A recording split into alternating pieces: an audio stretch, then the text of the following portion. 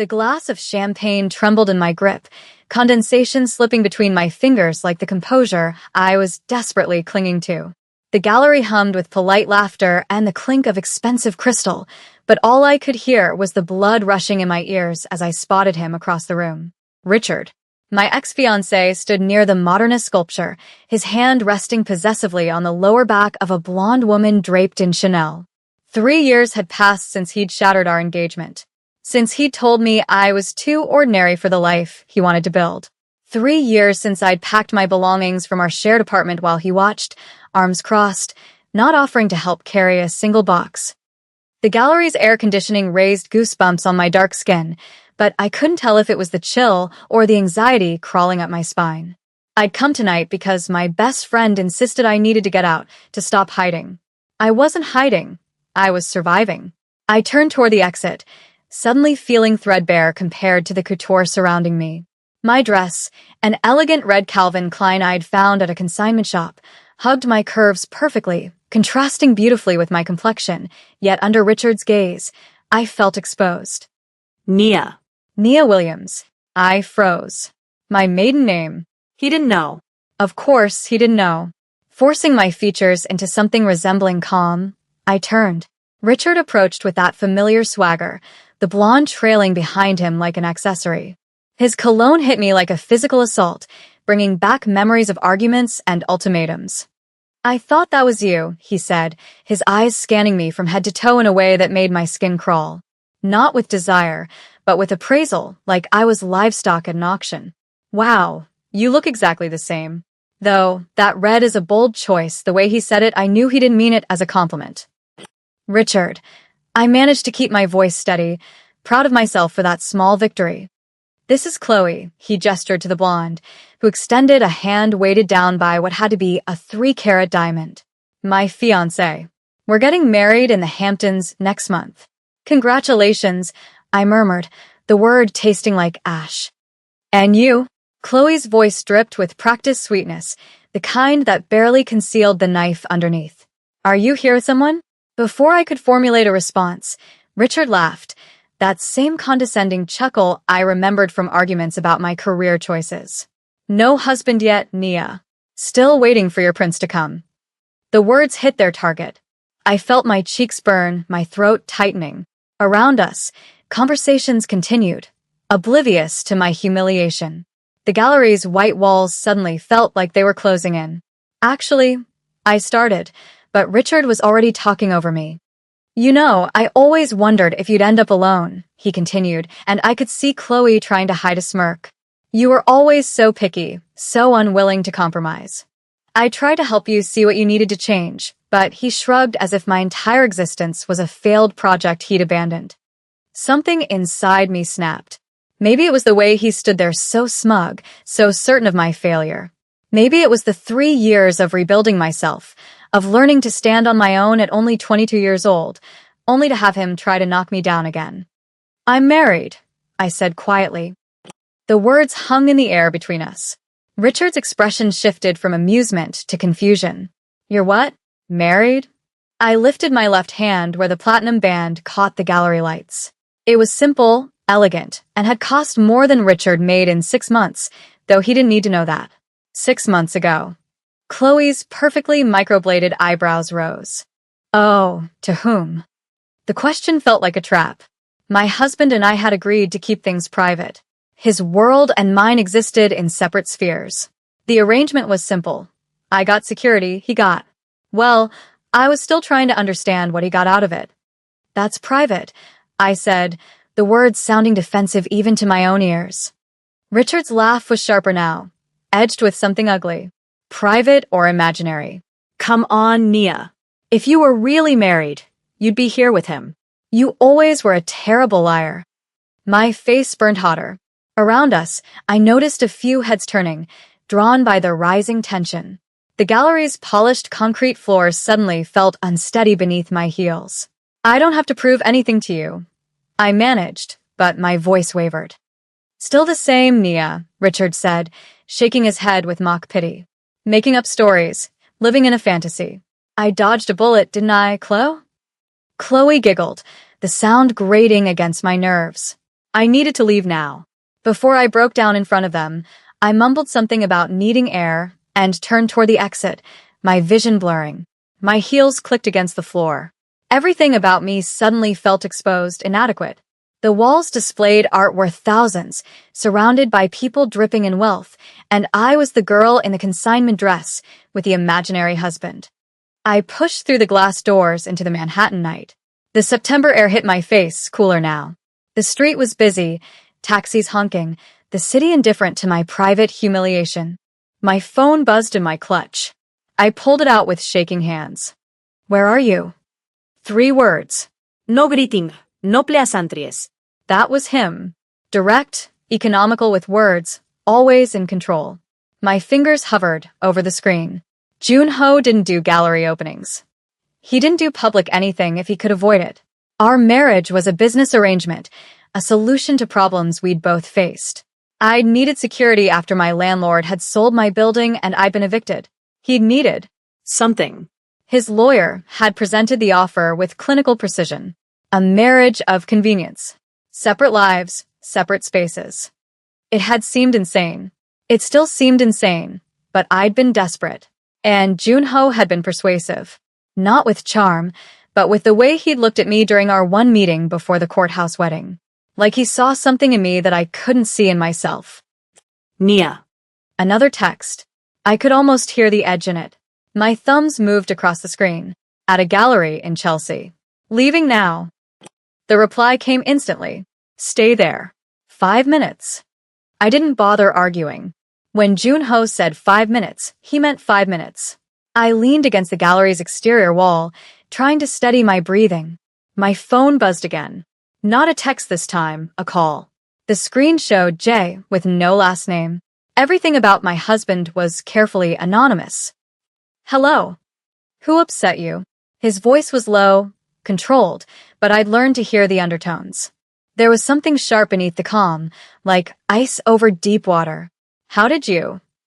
Your location pinged as stationary for 12 minutes. Then you moved abruptly to exit. Your texts were delayed.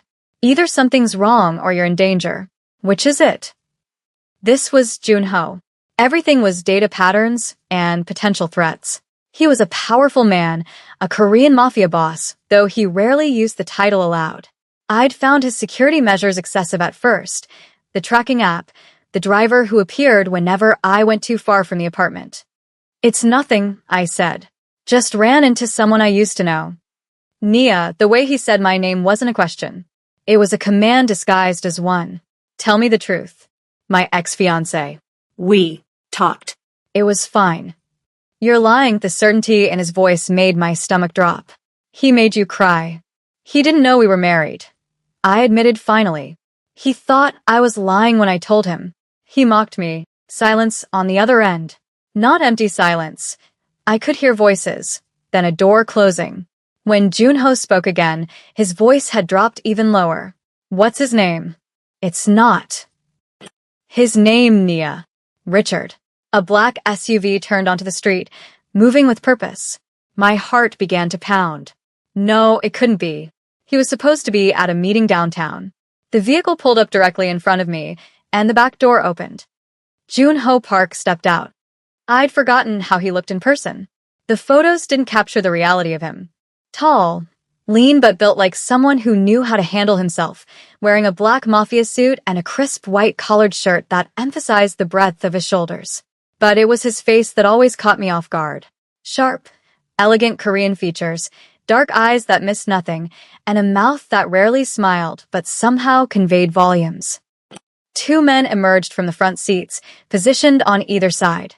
Security. Always security. Junho's gaze locked onto mine, and I stopped breathing. He moved toward me with fluid grace. You're shaking, he observed, his hand reaching up to cup my elbow. His touch was warm, steady, and completely unexpected. We didn't touch, I whispered. That wasn't part of the arrangement. Ai fine, ilid. But my body leaned slightly into his stability. His eyes narrowed, then moved past me to the gallery entrance. He's in there, Nia. Please, it's not worth. But he was already moving, his hand still on my elbow, guiding me back toward the entrance. The security detail flanked us. Suddenly, we weren't just three people entering a gallery. We were a force. The moment we stepped inside, conversations faltered. The air itself seemed to shift, recognizing the dangerous authority of the Korean Mafia boss I'd married in a courthouse 6 months ago. Junho's gaze swept the room with predatory precision. The gallery owner's face drained of color. "Mr. Park," she stammered. "We weren't expecting." "My wife was here," Junho said quietly, each word precise. Someone made her uncomfortable. "I'd like to know who." "My wife." He'd never called me that before. Not once in 6 months. The gallery had gone completely silent. And there, near the sculpture, I saw Richard's face turn ashen as he finally understood. Every eye in the room had shifted from the art to us, to Junho's hand still firm on my elbow, to the men flanking us with the stillness of coiled violence. I'd never seen him like this. In our brief clinical meetings, Junho had been controlled, professional. But this was different. There was something burning beneath his composed exterior. "Nia," his voice dropped lower, "meant only for me. Point him out." "The one in the gray suit," I heard myself whisper. The crowd parted without anyone consciously deciding to move. We stopped 3 feet from Richard and Chloe. Up close, I could see the sweat beading on Richard's forehead. Chloe had gone pale, her engagement ring suddenly looking gaudy rather than impressive. "You spoke to my wife," Junho's voice carried despite its quietness. It wasn't a question, it was a statement of fact from a mafia boss who did not tolerate disrespect. Richard's mouth opened and closed. We were just catching up. Old friends." "Friends," Junho repeated the word like he was tasting something rotten. "Is that what you call questioning the legitimacy of her marriage? Mocking her in public?" "I didn't mean. I wasn't." "You told her she was lying." Junho took one step closer. Just one. But something in that movement made Richard stumble backward. "You called her a liar in front of your fiancé, in front of strangers. You humiliated her." "It was a misunderstanding," Chloe interjected, her voice shrill. Richard didn't know she was actually. Junho's gaze shifted to her, and she stopped mid-sentence. His eyes were dark, devoid of warmth. "You laughed," he said to Chloe. "You found her pain amusing." "I know, I wasn't." "June, please." I found my voice. "Can we just go?" He didn't look at me, but his hand found mine, fingers interlacing with a possessiveness that sent electricity up my arm. "In a moment," he said, "I want to make sure we're all clear on a few things. Nia is my wife. That's not a fantasy, not a story. It's a legal fact, and more importantly, it's a reality that you will respect." "Of course," Richard stammered. "Absolutely. I apologize." "You didn't think," Junho finished for him. "You didn't think that the woman you discarded might have value beyond what you could see. You didn't think she might be worth something to someone who actually knows quality." My chest tightened. The words were possessive, but they were also a defense of me. "For me." "We'll be leaving now," Junho said, guiding me toward the exit. "If I hear that you've spoken about my wife again to anyone, in any context, I'll take it as a personal insult. Do you understand what that means coming from me?" He didn't wait for an answer. We were already moving, the security detail falling into formation. The September night air hit my face again, but this time it felt different. The black SUV waited at the curb. Junho guided me inside first, his hand on the small of my back. The vehicle pulled away from the curb with smooth precision. Only then did Junho release a breath I hadn't realized he'd been holding. "Are you hurt?" he asked, turning to face me fully. "What?" "No, he just said some things. Things that made you shake. Things that made you lie to me when I asked what was wrong." His hand came up, fingers catching my chin with gentle pressure. "Look at me." I did. In the SUV's dim lighting, his features were sharper. "I fine," he whispered. "You didn't have to do all that." "Yes," he said quietly. "I did." "Why?" "We barely know each other. This is just an arrangement." Something flickered across his face. His thumb brushed along my jawline. "That was the agreement. But agreements can be renegotiated." My heart hammered against my ribs. "What does that mean?" Instead of answering, he reached for a phone mounted near his seat. "Richard Davis," he read aloud. "Works in commercial real estate. Leverage to his eyeballs. Interesting that he's planning a Hamptons wedding when he can't even pay his commercial debts." I stared at him. "How do you?" You've had him for less than 20 minutes. 18 minutes, Jun-ho corrected. His company is 3 months behind on payments to one of my associates. Your associates? I repeated. What exactly is it that you do, June? A ghost of a smile touched his lips. I solve problems. What you need to know is this. You're mine to protect now. Anyone who hurts you answers to the Park family. Answers to me. I can protect myself, I said, though the words lacked conviction. I know you can, his hand found mine again. But you don't have to anymore. The SUV turned onto a street I didn't recognize, heading away from my modest apartment in Brooklyn. Where are we going? My place. You're not going back to that apartment tonight. Someone is packing what you need. June. We need to talk. About what happens next. The penthouse occupied the entire top floor of a building that scraped the sky. The private elevator opened directly into a foyer of gleaming marble. Floor-to-ceiling windows offered a view of Manhattan that seemed impossible. The furniture was minimal but expensive, sleek leather, dark wood. I'll have Min-jun bring up your things, Jun-ho said, shrugging out of his black suit jacket. Beneath it, his white shirt was crisp, tailored perfectly to his frame. He moved to a bar cart. Wine. Red. He poured 2 glasses. I perched on the edge of a leather sofa, my red dress suddenly feeling loud in the monochrome space. Jun-ho sat beside me, closer than necessary.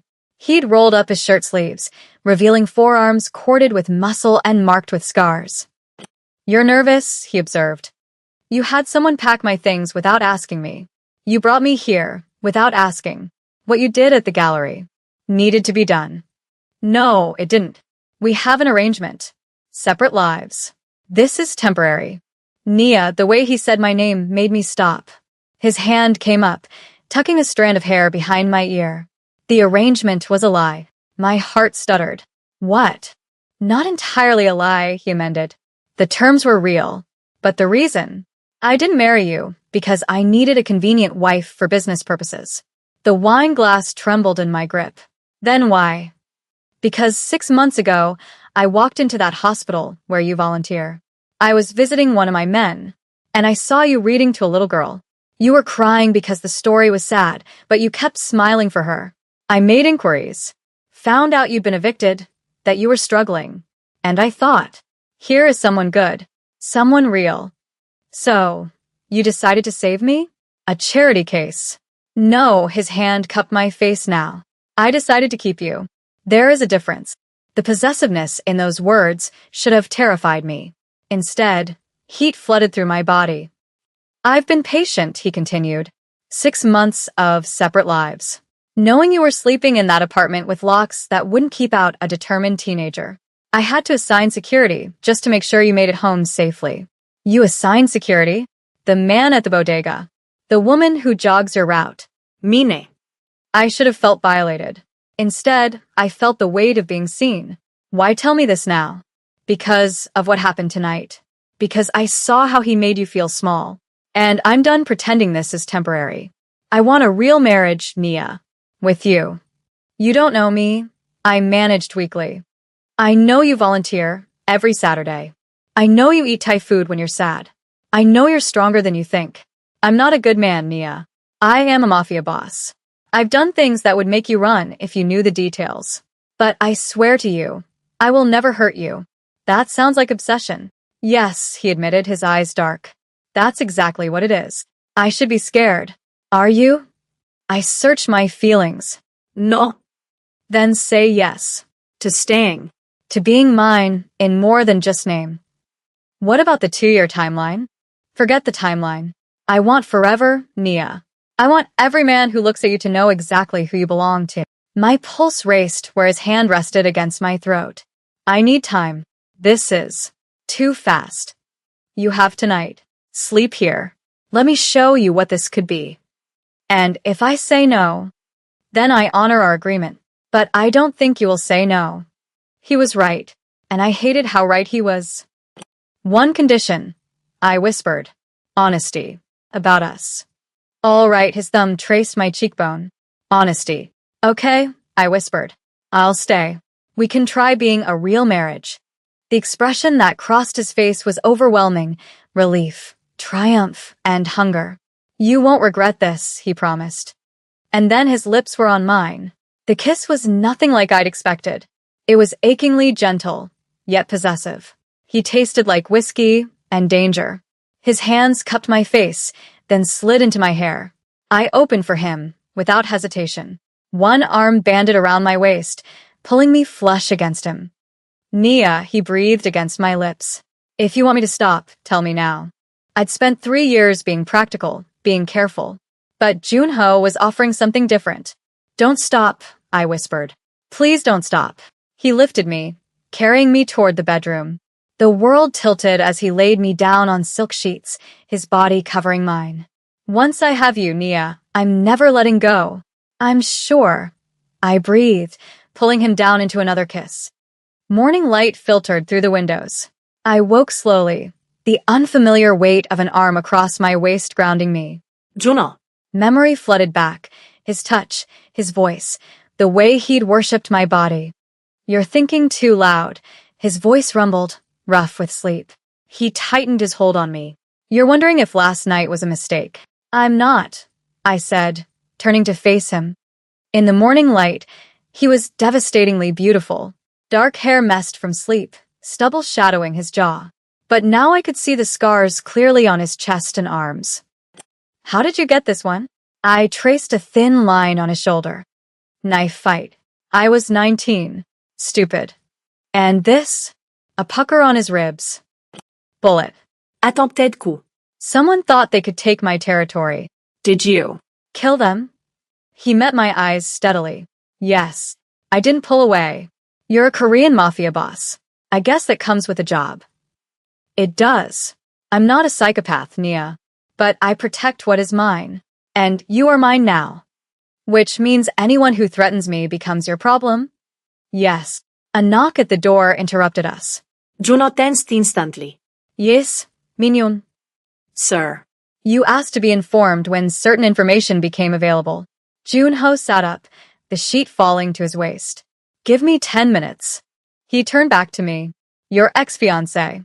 I had someone look into his finances more thoroughly last night. Richard has been embezzling from his company. He's using client funds to pay for that wedding. It's all fraud." I stared at him. "You found all this in one night." "I have resources. The question is, what do you want me to do about it?" "I could make it disappear. Or I could make sure it surfaces immediately." The power in those words was staggering. He was offering me revenge or mercy. "Why would you make it disappear?" If you still cared about him. "I wouldn't like it, but I'd do it for you." I realized then how much control I had. This powerful mafia boss was giving me the choice. "I don't want to protect him," I said quietly. "But I don't want you to ruin him out of spite." Just. "Let justice run its course. Don't interfere." Junho nodded, looking satisfied. "You're better than me." "All right. We won't point the authorities in his direction. But we won't stop them either." "Thank you." "Don't thank me." Now get dressed. "I have a surprise." 2 hours later, we pulled up outside a building in Brooklyn. My old apartment building. "Why are we here?" I asked. Junho guided me to my old door, apartment 3C, and unlocked it. I stepped inside and froze. The place had been transformed. Fresh paint, new floors, but more importantly, my things were here. My paintings, my books, my mismatched mugs. "I don't understand. I bought the building 6 months ago," Junho confessed. "The eviction notice. I orchestrated it." I turned to stare at him. "What?" "I needed a way to approach you. Needed you desperate enough to accept the marriage offer. So, I created the situation." Anger sparked hot and bright. "You manipulated me." Yes. "I won't deny it. But Nia, look around. I've spent the last 6 months renovating this place for you. Even if you chose to leave me after 2 years, this was going to be yours. Paid for. Safe." "You're insane," I said, but the anger was fading as I looked at the care in every detail. "Completely," he agreed. "Is that a deal breaker?" I looked at him. Junho Park, the Korean mafia boss who had manipulated me into marriage, but had also ensured I would never be homeless again. Who defended me. who loved me with a terrifying intensity. I should say yes, I admitted. But I'm staying with you. In the penthouse. Relief washed over his features. Really? Yes. As your wife. But I'm keeping this apartment as a studio. Done. He pulled me against him. You won't regret this. I know, I whispered, pressing a kiss to his jaw. I choose you. Obsession, mafia empire and all. 3 weeks later, I sat in the children's ward at the hospital, reading to a new patient. Minjun and the security team waited outside, discreet but present.